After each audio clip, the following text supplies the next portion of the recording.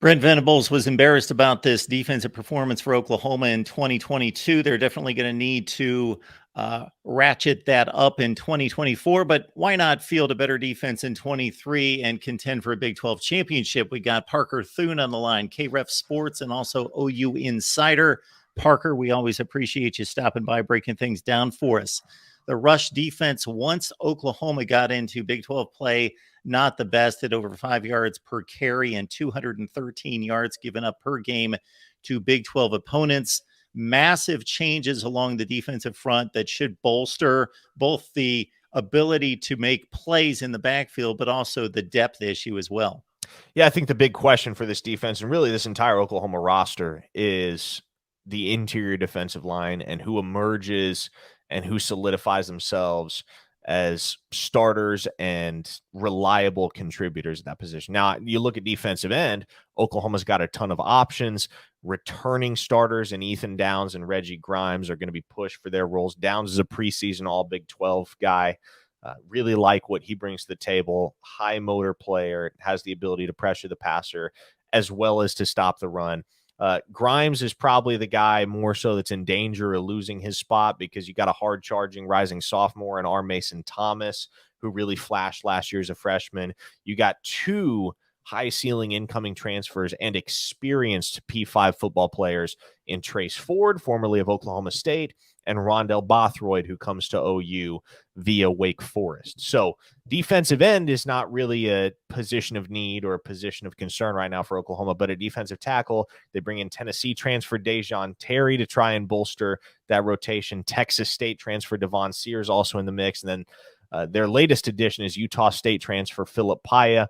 That's in addition to some returners such as Isaiah Coe, the redshirt senior, Jordan Kelly, a sixth-year senior, and a couple of younger guys in redshirt sophomore Kelvin Gilliam and true sophomore Grayson Halton. So no shortage of options, just a real shortage of proven depth at defensive tackle. So that's going to be the real question for Oklahoma. Who emerges and separates themselves from the crowd at defensive tackle? Brent Venables called the linebacker unit the heart and soul of this team, which I guess makes Danny Stutzman just the heartbeat of this team. 126 tackles last year, so he leads the group. Parker, what is your assessment of the linebacking core? Yeah, well, you can Sharpie Stutzman in as a starter, obviously, a guy that had to do it all for Oklahoma's defense a year ago and did for the most part. And he wasn't perfect, not immune to mistakes by any stretch of the imagination, but a guy that in terms of his maturity has made leaps and bounds under Venables' direction. And as he enters his junior season, is the odds-on favorite to lead this program in tackles once again.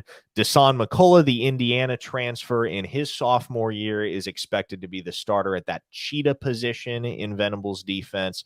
And then the other linebacker spot comes down to either Ferris State transfer and two-time Division II national champion Connor Neer or rising sophomore Jaron Kanik, who's one of the fastest linebackers in the entire country, clocked at 10.28 100-meter dash in high school and runs one of the fastest 40 times on the entire roster. So if I had to bet right now, Mark, I'd say you're looking at Stutzman, Kanik, and McCullough as your starting linebackers for Oklahoma in 2023. But there is a ton of depth, so much more than there was a year ago. And Brent Venables made mention of this at Big 12 Media Days. They were really only playing four linebackers last year. Deshaun White, David Agwebu, Stutzman, and then Kanik when they absolutely had to. But really, really like the second string, if you will, for Oklahoma at linebacker when you look at Kobe McKenzie, who showed flashes last season and has been really good thus far in spring and summer.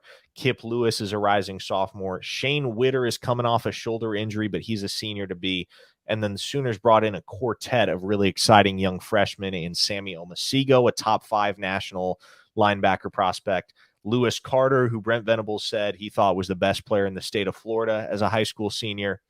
Phil Pachotti, the state of Pennsylvania, and then in-state late riser Taylor Heim, who didn't get his Oklahoma offer until a week before National Signing Day, but has actually proven to be one of the fastest players on the entire roster. Yeah, right up there with Kanik. So there's a lot to be excited about with this Oklahoma linebacker core. Much like the wide receiver position, gaining a lot of attention from fans because of the obvious excitement factor. On the defensive side, it's that guy that can come off the edge and wreak havoc that seems to cause a stir. Has Dason McCullough gained the most attention? It seems like he has gained the most buzz because of what he did at Indiana and because of his ability to get to the quarterback. Yeah, I think the Sooners see McCullough less of a pass rusher and more so of a do-it-all second-level defender, a guy that has the athleticism to cover wide receivers and the size to cover tight ends. Obviously, somebody that can be an enforcer for a running back taking a swing out of the backfield. But as far as the pass rush goes, I think I mentioned our Mason Thomas, definitely a guy that I think is going to take a major jump in terms of his production in 2023. I would project he leads the team in sacks if I had to throw darts right now. And then incoming freshman PJ Adebawore, who was a 5-star prospect in the class of 2023, the number 2 edge rusher in America. Huge get for Miguel Chavis in his first full recruiting cycle as a Power 5 on-field assistant coach. He's somebody that before long is just going to be too good to keep off the field. An absolute physical freak, wingspan north of 84 inches, Mark, and can clock under a 4.6 in the 40-yard dash, excuse me. So really a guy that brings a little bit of everything to the table, and there's no like that's the type of player that offensive tackles, regardless of how experienced they are going to have one heck of a time trying to block, because he can beat you with power, he can beat you with speed, he can beat you with finesse.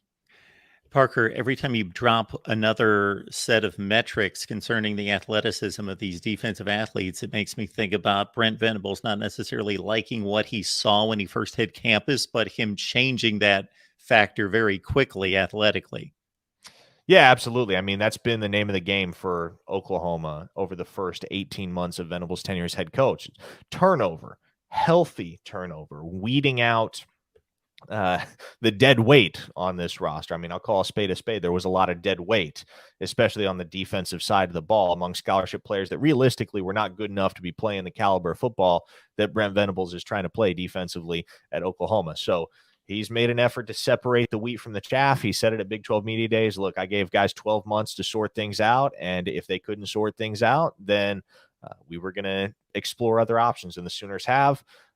They've turned over that. I mean, they have completely flipped things on their head in terms of the overall athleticism defensively and the depth at each individual position group amongst players that you can be confident in, right? And I think that I look at the linebacker group, which I just mentioned, as a perfect example of this phenomenon, if you will. Last year, the Sooners only had 4 linebackers that they were confident playing in game situations.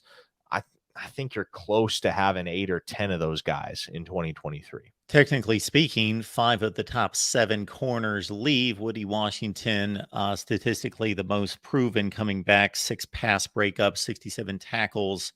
So how does the cornerback position line up? Yeah, Washington, he was a guy that gave a hard look to jump into the NFL, excuse me, after his redshirt sophomore season in 2021, which was kind of his breakout campaign after a strong second half to the 2020 season. But stuck things out for another year at Oklahoma. He's battled injuries, but when he's been healthy, he's been Oklahoma's most capable cover corner. Now, I think the question is who starts opposite him. For my money, I like rising sophomore Gentry Williams, multi-time, or now that I think about it, I don't know if it's the case that he won the 100 meters in the state of Oklahoma multiple times, but I know he's a former state champion in the 100 meters in the state of Oklahoma, dealt with an ACL tear in high school, has since, or really long since, fully recovered and contributed meaningfully on special teams and situationally on defense last year for Oklahoma as a true freshman, but a guy that can run as well as anybody on the roster.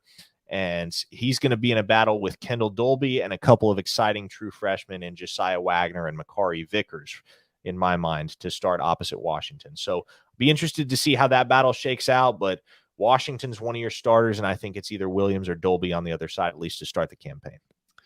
Fans are always excited to see the new guy, and Peyton Bowen has given great reason to be excited. But of course, he's has a lot to learn, and he's new to the team at safety. Reggie Pearson brings a lot of experience and a big hitting reputation in from Texas Tech. Your thoughts about the safeties? Yeah, it's going to be Billy Bowman and Reggie Pearson, I believe, that start the season as the Sooners' top two safeties on the depth chart. Bowman, of course, had a breakout sophomore year for Oklahoma a season ago. And Pearson, he's played at Wisconsin. He's played at Texas Tech. I believe was an all Big 12 player last year for the Red Raiders. So a guy that brings a ton of experience to the table, is heading into his 6th year of college ball. And Robert Spears Jennings as a rising sophomore is another guy that I could see getting some run. Key Lawrence, the Tennessee transfer in his 3rd year with the Oklahoma program, somebody that should factor into the mix as well. But there will come a time, Mark, there will come a time where Peyton Bowen becomes undeniable. That might be week 1. It might be week 12. It could be anywhere in between. But make no mistake, when we are sitting here 2 years from now to preview the 2025 season, we will be talking about Peyton Bowen as one of the most talented football players in the entire country. There's a reason this kid was a 5-star prospect. He's been all that and more since he showed up to campus at Oklahoma in January. And I fully expect that even as a true freshman and even in a deep safety room, there will come a point in time at which you simply cannot keep that kid off the field. We will not forget about special teams. Parker, we've got Michael Turk, of course, one of the very best in college football, moving on after he averaged over 46 yards per kick. Zach Schmidt, interesting statistic here where he hit 7 of 9 from 40 to 49 yards, but more inconsistent from closer range. But of course, he is back. Zach Schmidt is back, and he's going to be pushed for kicking duty by JUCO transfer Reddy Mustafaraj, as well as redshirt freshman Gavin Marshall, an IMG Academy product. Schmidt was 12 of 18 on field goal attempts a year ago, so there's room for improvement there. Hopefully that improvement happens if you're a Sooner fan, but if not, the Sooners have a couple options that they can fall back on if Schmidt is inconsistent to start the year. At punter, you do have to replace Turk. That is much easier said than done. But they brought in Central Michigan transfer Luke Elzinga, who's going to battle with Arizona State transfer Josh Plaster for starting punter duty at Oklahoma. Longtime long snapper Casey Kelleher, who was, if you can believe this, a 5-year starter for this football program. He is out the door, going to be replaced by redshirt freshman Bennett Anderson. And I mean, I don't know who's holding the kicks, Mark. I don't know how valuable that information is, but with Turk graduated, they'll have to figure that out as well. I have no doubt that they will. Turk has obviously established some kind of pipeline, some kind of punting pipeline to Arizona State.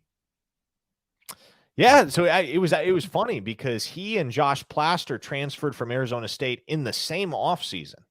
So in the same offseason, Arizona State lost 2 punters to Oklahoma, which is just kind of a bizarre deal, bizarre coincidence, if you will, or maybe the exact opposite of a coincidence. But you look beyond that in the return game, there are several contributors that are likely going to get their opportunities to return kicks and punts. Marvin Mims returned the majority of the punts for Oklahoma in his 3 seasons on campus. I would imagine Drake Stoops is somebody that gets looks. Peyton Bowen, even as a freshman, will certainly get looks. Jalil Farouk is somebody that's experienced in the return game. And especially on the kick return side of things, I do think there are several youngsters that are going to be in the mix from the get-go, including Bowen and including Jaquays Petaway. We know you enjoy the personnel breakdown with Parker Thune. You can catch him each and every day on KREF Sports, Monday through Friday, 11, that would be noon Central Time, noon to 3, OU Insider on Rivals as well. Anything else that you've got working in terms of your platforms that people need to know about, Parker? No, I think that about covers it all, Mark. OUinsider.com is where you should head if you're a Sooner fan and you want all the inside scoop on OU football and recruiting. It's on the Rivals Network. My colleagues Brandon Drum, Jesse Crittenden, and I bring you all the latest up-to-date information every single day, 365 days a year. So if you're an Oklahoma fan, certainly head there. And if you live in the state of Oklahoma, or even if you don't, tune in to KREF weekdays 12 to 3 to hear me co-host alongside Mike Steely, as well as Tyler McComas for the 2 to 3 p.m. hour on Locked In, which is an hour of nothing but football recruiting talk. So KREF Sports is where you're going to want to tune into 1400 AM if you're in the Oklahoma City metro area, or you can hit the FM frequency 94.7. Download the KREF app if you are not an Oklahoma native but still want to get the best Sooner talk on a daily basis.